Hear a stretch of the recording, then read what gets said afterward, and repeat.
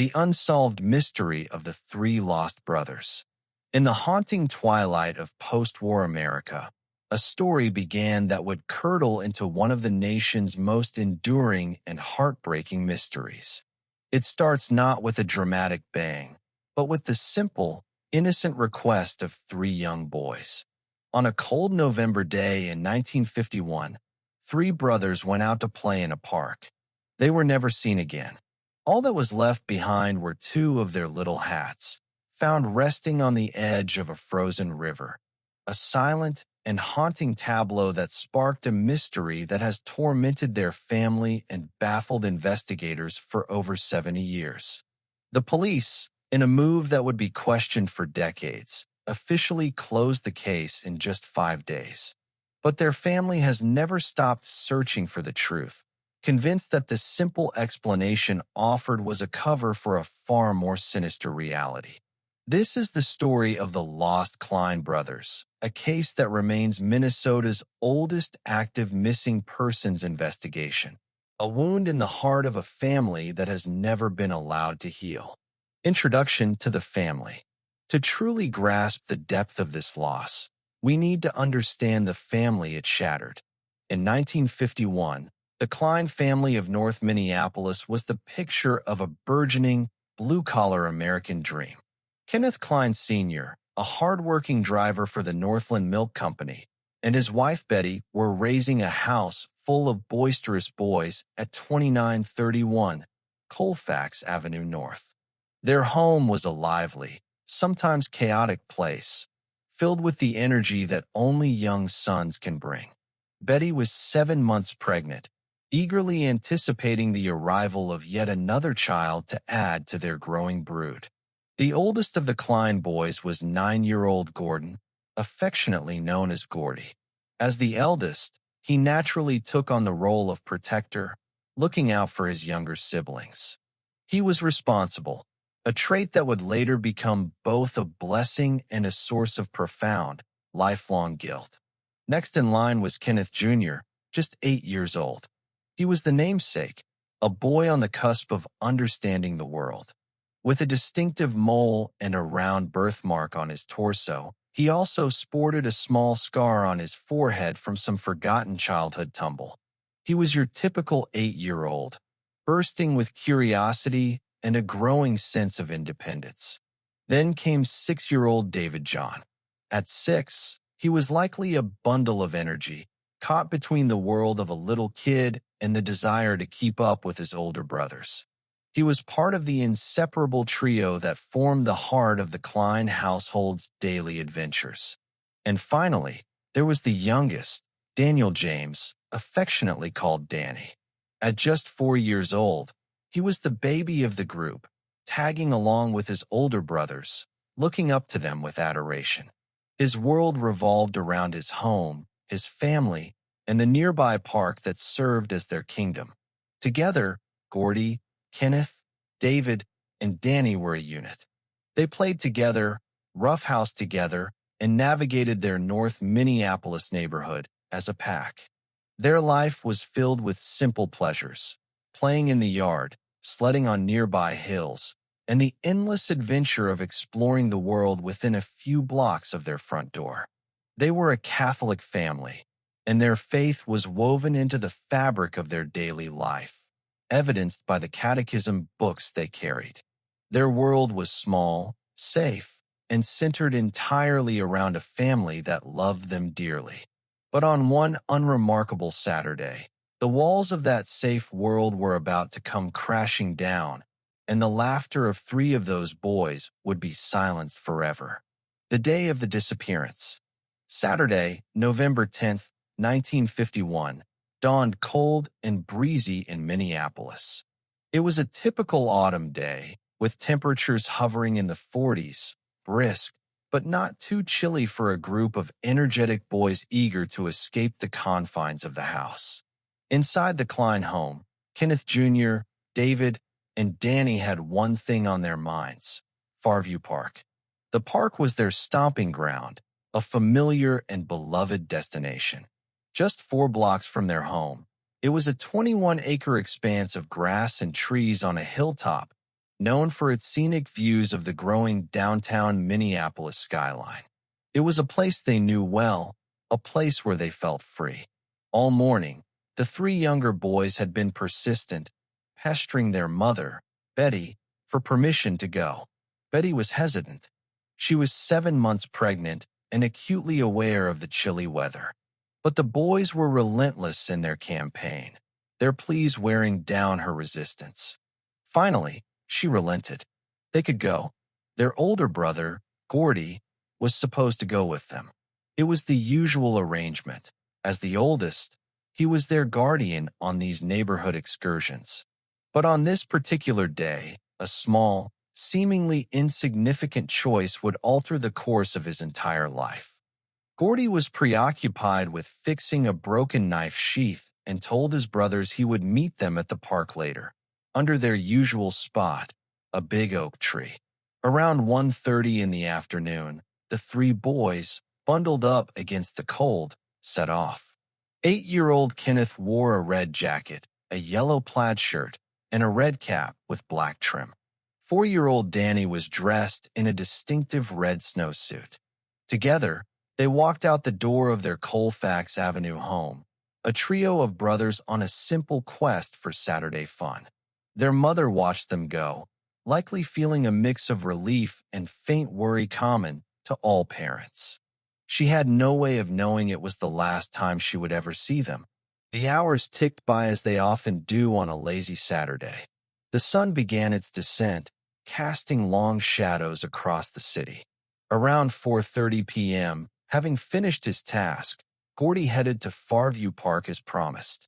He went straight to the large oak tree, the designated meeting spot, expecting to find his brothers waiting, or at least playing nearby. But they weren't there.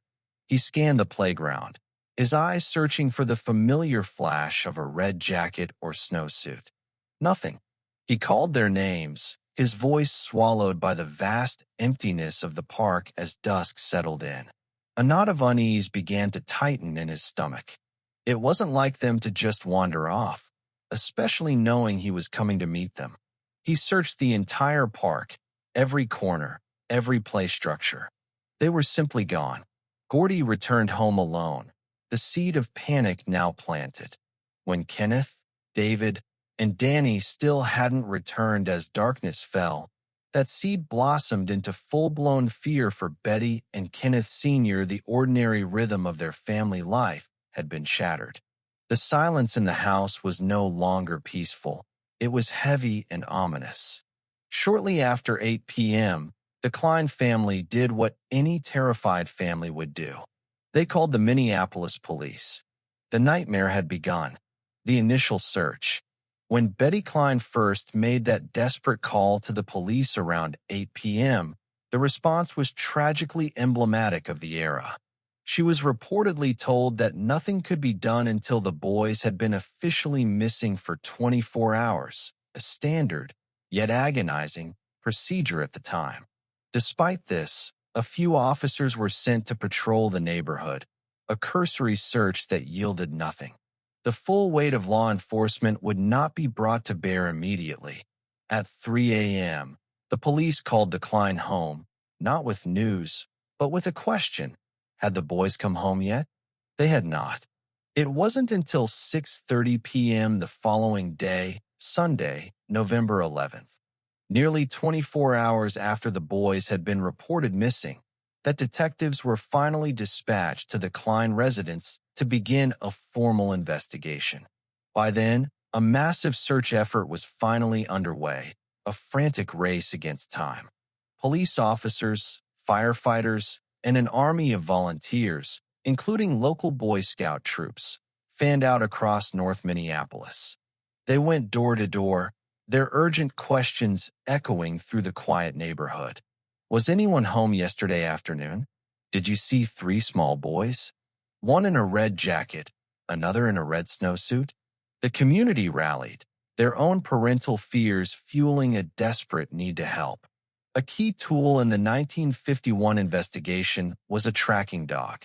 The dog was brought to the Klein home and reportedly picked up the boys' scent, leading investigators on a trail. The trail led from the house towards Farview Park, the boys' intended destination. But then it took a turn. The dog didn't stop at the park. It continued on, leading the search party away from the playground and towards the cold, dark waters of the Mississippi River, which ran near the park. At the riverbank, the dog's tracking abruptly stopped. The scent vanished. This single piece of evidence immediately shifted the entire focus of the investigation. The fear of a childhood misadventure turned into the terrifying possibility of a triple drowning. The search now centered on the river. Searchlights cut through the November darkness, sweeping across the churning, icy water. Boats were deployed, their crews scanning the banks for any sign of the children. Then, on Tuesday, November 13th, 3 days after the boys disappeared, a discovery was made that seemed to confirm the police's worst fears. A railroad worker, miles downstream from where the scent was lost, spotted something on the ice near the St. Anthony Falls Dam. They were two plaid, woolen winter caps. Kenneth Klein Sr. was called to identify them. With a heavy heart, he confirmed they belonged to two of his sons. A short time later, another clue surfaced. Two Roman Catholic catechism books, belonging to the boys, were found in a brush pile near the riverbank. For the Minneapolis Police Department, this was the final, tragic proof they needed. The theory solidified. One of the boys, likely the youngest, had fallen into the frigid river. In a heroic but doomed effort, his two brothers had gone in after him, only to be swept away by the powerful current themselves. It was a plausible, horrific scenario. The police ordered the water levels of the Mississippi to be lowered, a massive undertaking that stretched from Lowry Avenue down to the St. Anthony Falls Dam, hoping to recover the boys' bodies and provide the family with some semblance of closure. They searched the exposed riverbed meticulously, but they found nothing. No red jacket, no red snowsuit, no more articles of clothing, and most importantly, no bodies. Despite the complete lack of physical remains, the discovery of the hats was deemed conclusive. Just 5 days after Kenneth, David, and Danny Klein vanished, on November 16, 1951, the Minneapolis Police Department officially closed the case. The official ruling was accidental drowning. For the authorities, the mystery was solved. But for the Klein family, the questions and the agonizing uncertainty were just beginning. They did not believe their sons were in that river, and they would spend the rest of their lives trying to prove it. Doubts and lingering questions. The swift closure of the case by the Minneapolis Police Department left the Klein family stunned and deeply dissatisfied. While the authorities saw a tragic accident, Kenneth Sr. and Betty saw a series of glaring inconsistencies and unanswered questions that, to them, made the drowning theory not just unlikely, but nearly impossible. Their skepticism, born from a parent's intuition and a close examination of the facts, would fuel a private investigation that has now spanned more than 7 decades. The first and most significant question was the location itself. The boys' stated destination was Farview Park, a place they knew and loved. The Mississippi River, where the hats were found, was about a mile's walk from the park. Their older brother, Gordy, was adamant. His brothers would not have ventured that far, especially not to the dangerous river, without him. They knew he was on his way to meet them. Why would they abandon their plan and embark on a long walk to a place they weren't supposed to be?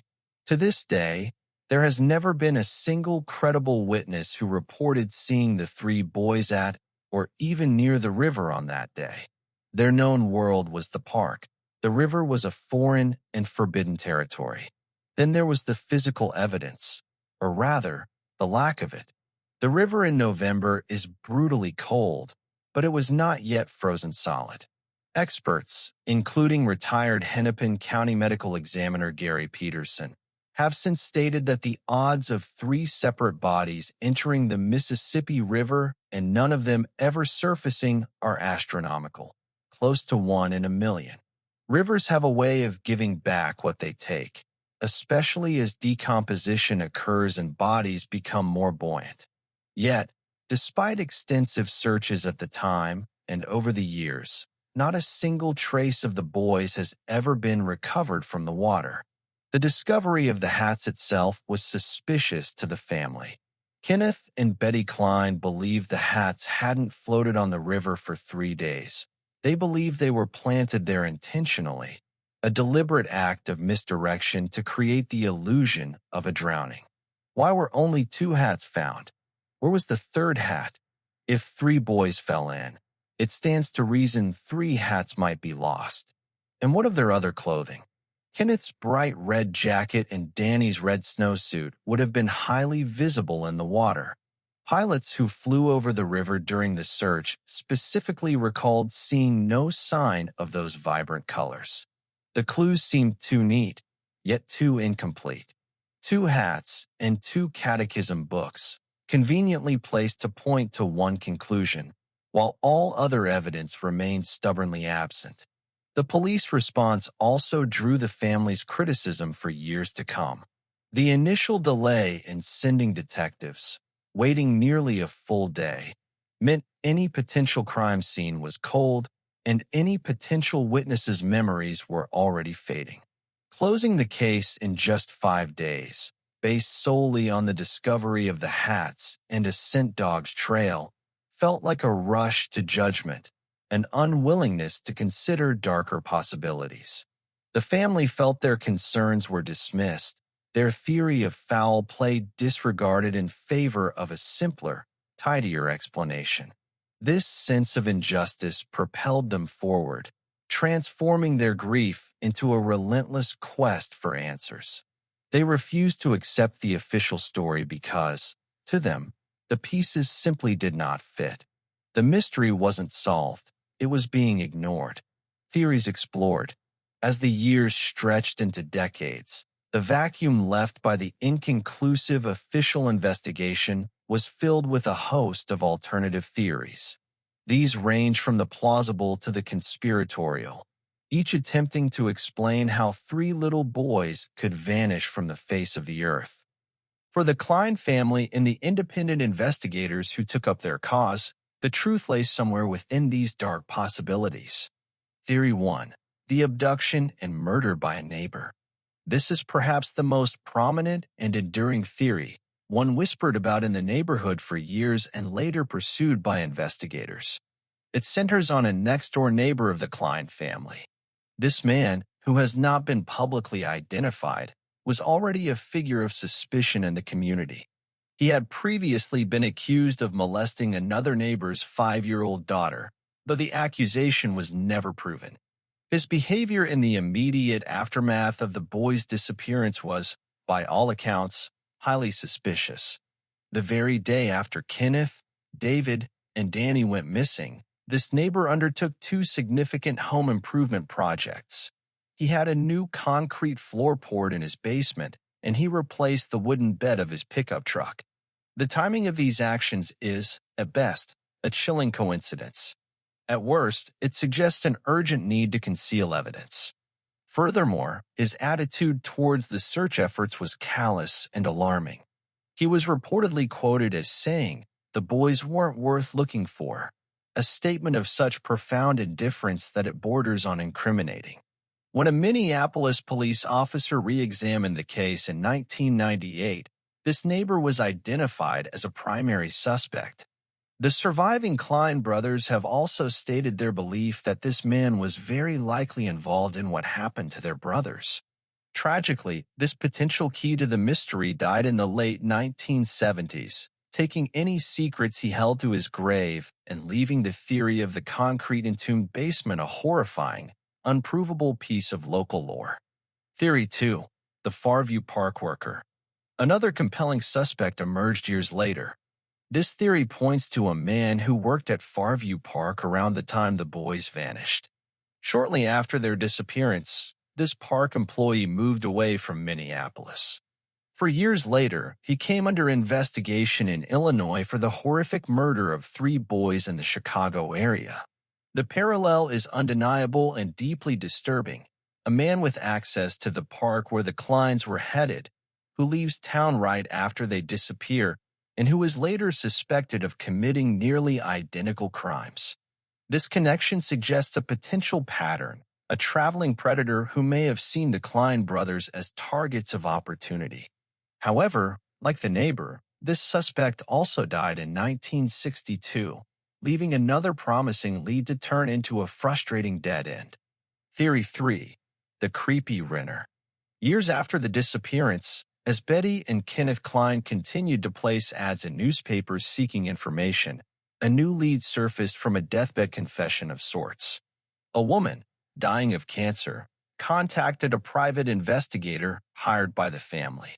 She needed to unburden her conscience. She told the investigator that back in 1951, she rented rooms in the neighborhood to 2 men, an older man in his 50s whom she described as creepy, and a teenager. On the day the Klein brothers went missing, she claimed to have seen these 2 men playing basketball with some young boys. She had remained silent for decades, she said, because she was terrified of the older man. This account, while uncorroborated, paints a sinister picture of children being lured into a seemingly innocent game by predators, a classic and tragic scenario. Theory 4. A botched kidnapping. Some of the surviving Klein brothers have floated even more heartbreaking theories, born from decades of searching for an explanation that makes sense of the void. One theory suggests the boys were abducted and sold into labor, perhaps to farmers or families who had lost their own sons in World War II. Another, darker variation suggests a police conspiracy, that officers were somehow complicit in an abduction. These theories highlight the family's profound distrust of the initial investigation and their belief that something was actively covered up.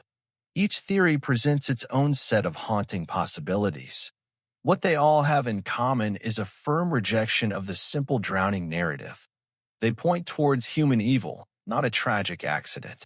They suggest that the answers weren't lost to the river, but were buried in a basement, or left town with a park worker, or died with a man in a rented room. For those who continue to seek the truth, the mystery is not a question of if something terrible happened, but who was responsible and where the boys are. A legacy of loss and hope. The disappearance of the Klein brothers created a wound that time has never healed. For their parents, life became a relentless search. Kenneth Sr. and Betty placed ads in the newspaper every year on the anniversary of the disappearance, pleading for information. They spent every dollar they could spare chasing down tips all over the country, their hope warring with decades of dead ends.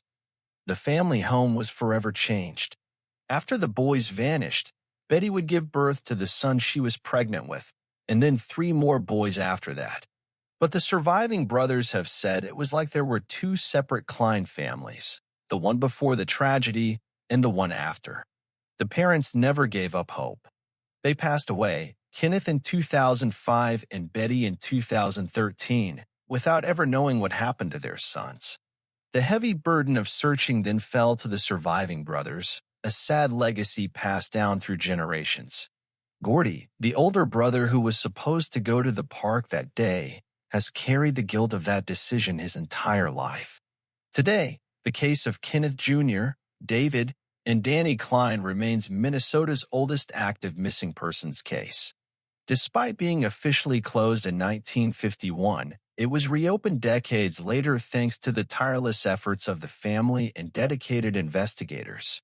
Law enforcement, like Detective Jessica Miller of Wright County, continued to work the case, haunted by the black and white photos of 3 little boys and driven to finally provide answers. What do you think happened? Over 70 years later, the faces of Kenneth, David, and Danny Klein still stare out from old photographs, their story a chilling reminder of how a family's world can be shattered in a single afternoon. The official explanation has never satisfied the people who love them, and the theories of foul play linger like ghosts over North Minneapolis. What do you believe happened on that cold November day in 1951? Was it a tragic accident in the Mississippi River, or was a more sinister human element at play? Share your thoughts and theories in the comments below. This case is still open and active. If you have any information, no matter how insignificant it may seem, please contact the Minneapolis Police Department or the National Center for Missing and Exploited Children. For this family, after a lifetime of searching, any piece of information could be the one that finally brings the lost Klein brothers home. Thank you for watching. And don't forget to subscribe for more investigations into the mysteries that time has not forgotten.